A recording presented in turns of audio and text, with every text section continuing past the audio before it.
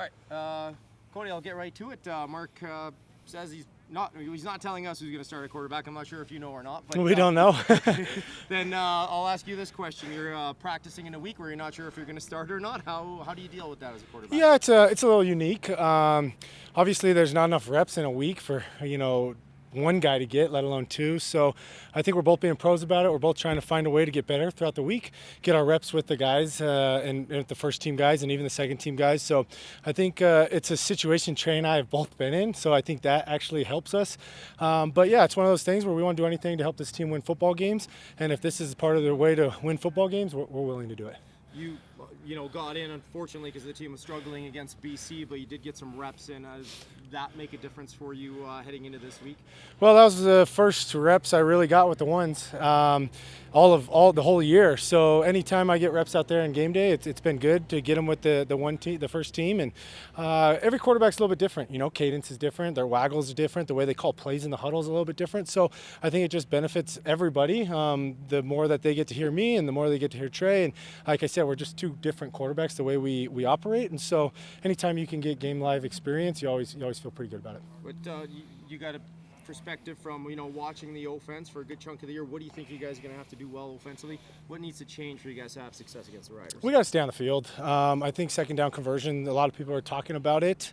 The second thing is narratives don't win football games and they don't lose football games. So everybody can write whatever they want. It's the best team who shows up on game day that wins. And I think that this team just needs to believe that. We just need to believe that we got to put our best foot forward on game day, and the better team's going to win, no matter what the past looks like and what the numbers and stats. Sometimes those can lie to you, and obviously there's things we want to improve based off stats and data, but the best team wins on game day, and unfortunately we haven't been the best team, and so we're looking to change the corner. And I think offensively, just by staying on the field, giving our defense some rest and scoring points and ending every drive with a kick. I think that's kind of underutilized in this league or under talked about, whether that be a punt, extra point, a field goal. You end every drive with a kick, you got a chance to win the game in the fourth quarter. How about the uncertainty of the situation? Does that get to you, or should it get to you? No, I mean, like I said, I got experience in this, and you want to keep your cards close to your chest, and that's what helps this team going forward. And going into game day, it gives us the best strategy. They got two quarterbacks they got to prepare for, and two different quarterbacks that they got to prepare for. So every day we hold those cards closer to our chest. I think the harder it is on them. But as a quarterback, even for me as a backup, you always got to be ready to play.